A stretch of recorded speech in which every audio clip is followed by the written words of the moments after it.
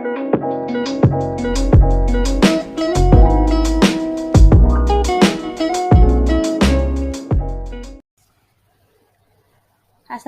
warahmatullahi wabarakatuh.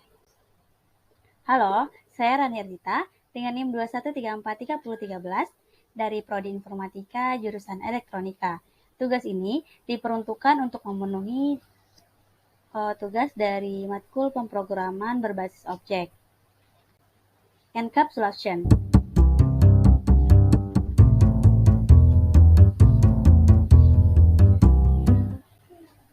Apa itu encapsulation? Encapsulation merupakan mekanisme membungkus informasi sehingga dapat menyembunyikan informasi yang seharusnya disembunyikan atau tidak. Mekanisme ini membungkus seluruh informasi menjadi satu kesatuan layaknya dibungkus pada sebuah kapsul, sehingga kita dapat menjaga kebutuhan data dengan menerapkan pembatasan akses atau suatu cara untuk menyembunyikan informasi suatu kelas. Nah, enkapsulasi ini dapat merubah cara pandang kita terhadap objek, di mana objek dapat diibaratkan sebagai black box.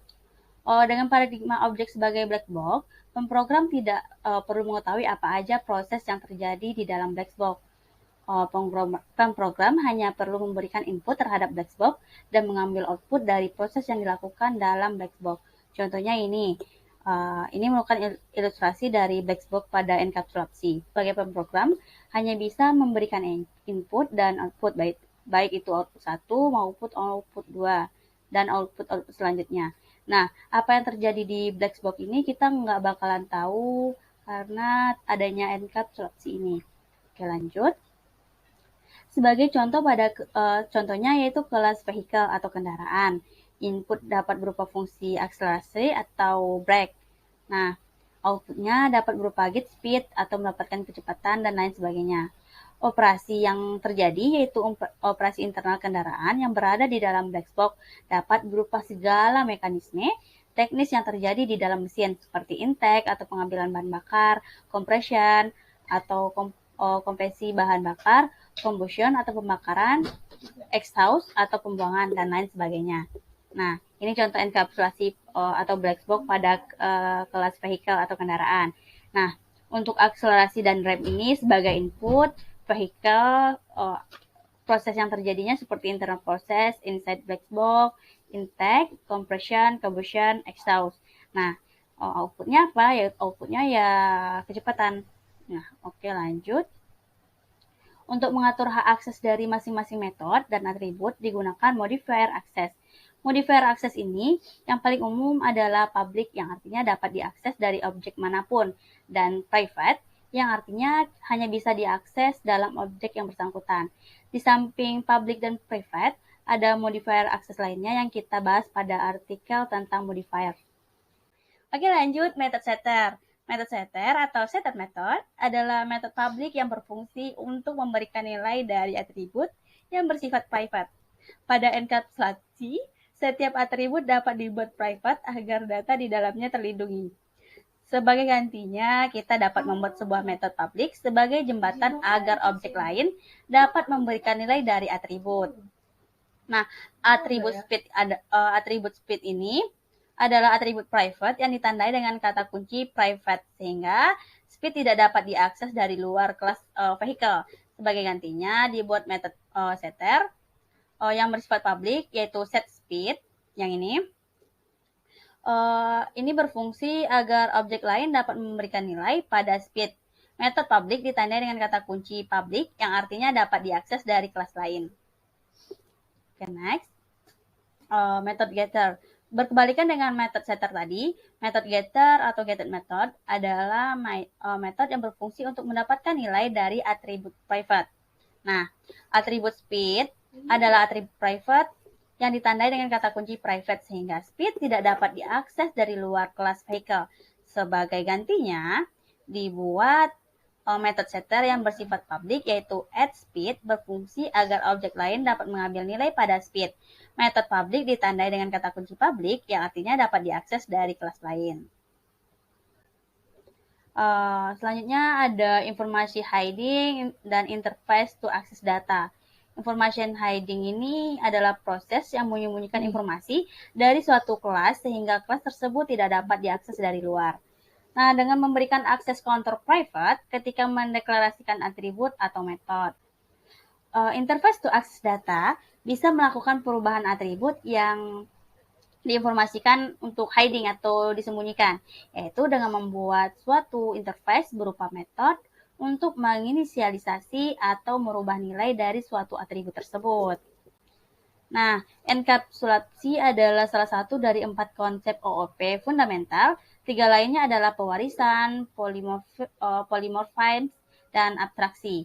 Enkapsulasi adalah mekanisme memukus data atau variabel dan kode yang bekerja pada data atau metode yang bersama-sama sebagai satu kesatuan.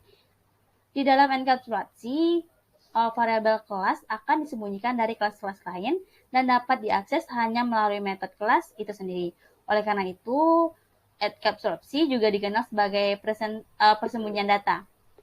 Untuk membuat enkapsulasi di Java seperti ini, kita mendeklarasikan variabel kelas sebagai private. Nah, selanjutnya kita menyediakan metode setter dan getter umum untuk memodifikasi dan melihat nilai-nilai variabel C. Contohnya seperti ini. Nah, kita lanjut. Hak akses. Hak akses itu dapat ada public, private, dan protect. Nah, public itu apa? Public merupakan metode dan properti tersebut dapat diakses dari luar ataupun dari dalam kelas tersebut, termasuk kelas turunan. Untuk private yaitu metode yang tidak bisa diakses dari luar kelas, namun kita bisa diakses dari kelas itu sendiri atau turunan dari kelas tersebut.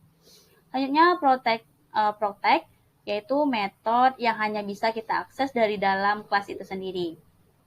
Nah, jika di private kita bisa mengakses dari kelas itu sendiri dan kelas dan turunan kelas tersebut, berbeda dengan protect hanya bisa kita akses dari kelas itu sendiri. Jadi kalau kelas turunannya kita udah nggak bisa akses lagi. Lanjut, yaitu accessor dan mutator method. Accessor digunakan untuk membaca nilai variabel pada kelas, baik berupa instansi maupun static tree dalam kelas itu sendiri. Sedangkan mutator method yaitu metode yang digunakan untuk mengubah atau memberikan nilai variabel pada kelas, baik berupa instansi maupun statistik itu sendiri.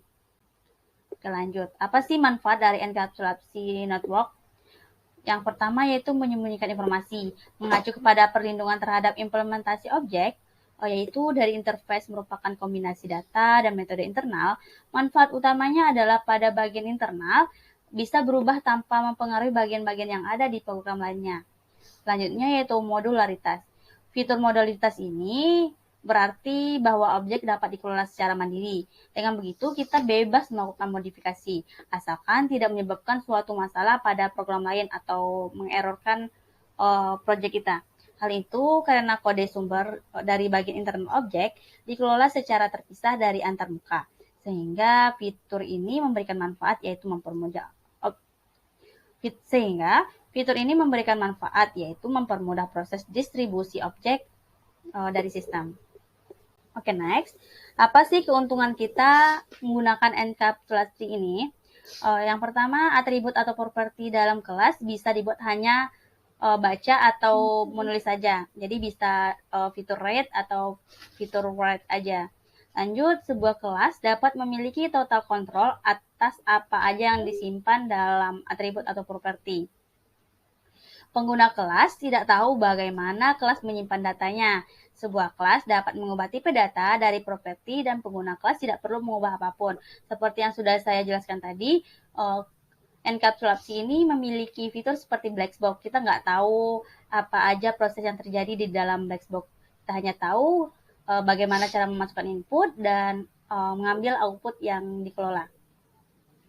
Oke, ini merupakan contoh program enkapsulasi. Bisa dilihat. Lanjut. Nah, dari program tadi kita mendapatkan hasil yaitu publicnya 10, getternya 10. Lanjut. Oke, terima kasih sudah menonton video saya. Jika ada pertanyaan bisa tulis di komentar. Wabillahi taufiq wal hidayah. Wassalamualaikum warahmatullahi wabarakatuh.